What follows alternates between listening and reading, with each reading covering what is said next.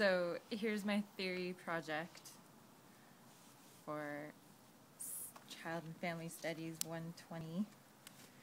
And I'm going to talk about 6 of the major theories that we've read about in 2x2 fashion. So I'm going to be comparing 2 at a time, 2 theories at a time. And I'm going to start with my least favorite 2 theories because I like to end on a high note. So my least favorite 2 theories that I'm going to compare are the social learning theory and behaviorism.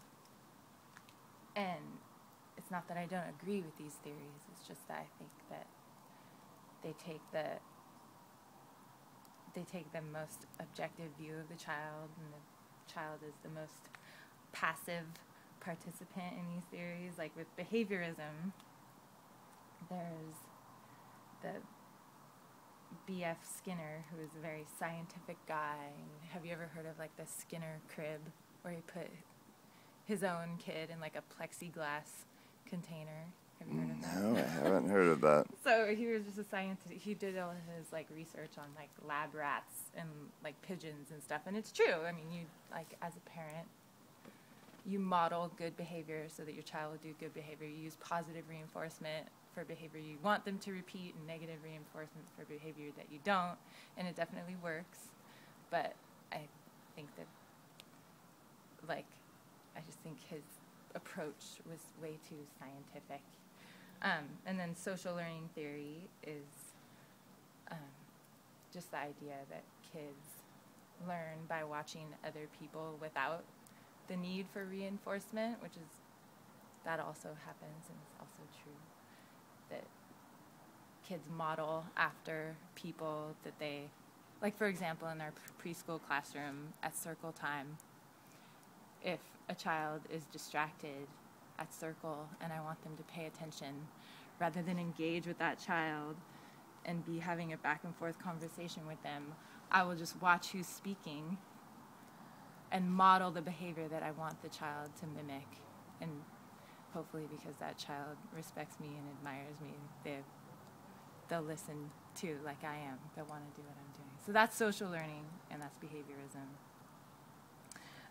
So the next 2 theories are cognitive theory, which is just a stage development theory that the child's brain develops in stages according to problems that they come into contact with and how they resolve those problems. And there's sociocultural theory, which is more of the teacher type theory. So cognitive theory, you have Jean Piaget, this old French guy who loved to listen to the answers that kids would give to problems and liked to look at the way kids think about the world. And his idea basically was that kids encounter a problem and that without any adult help, like they'll figure out how to solve it. And that's how learning happens, is by them like coming into a state of disequilibrium and then turning it into a state of equilibrium by learning by piecing it together, how to figure it out. And so the other side of that coin is the sociocultural theory, which is Vygotsky was that theorist, and he had the idea of adults can help a child learn better by what's called scaffolding. So a child encounters a problem and they can't figure it out, and so if you just turn the puzzle piece, then they'll be able to fit it in the puzzle, and you can sort of help them learn in that way, and that creates a more efficient means of learning, probably. And I think as a teacher, that's sort of the most valuable theory for teaching methods. And I think I like Piaget's approach to kids because I think he had a definite respect for like a kid's own ability to like interpret their world and learn from it. But I think that Vygotsky's approach also as a teacher is valuable, because obviously we need to, that's why you have teachers, to help kids learn.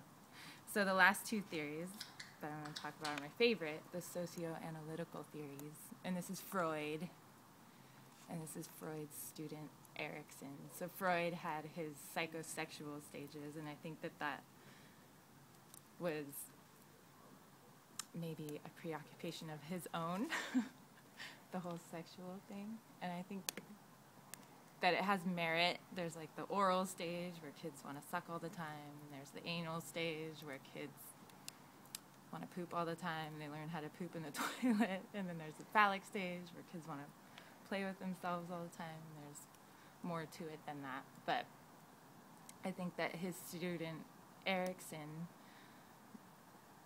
thought a little more thoroughly about it with his, that's what I was telling you, the 8 stages, the trust versus mistrust. Yeah. And the autonomy versus shame, and initiative versus guilt, and all the stages that you go through. And at the very end, there's looking back on your life, and integrity versus despair, and the midlife crisis thing, the generativity versus stagnation.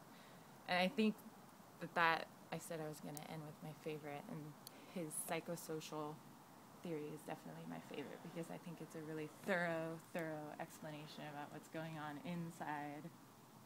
And both of these psychoanalytical theories definitely deal with, like, not what's going on outside, not the behavior that you're observing, but the reason for it on the inside. And I think just me as a person and me as a parent really wants to know, like, what's going on inside my kid's head. A, because I don't want to mess them up, and B, because I think it's interesting.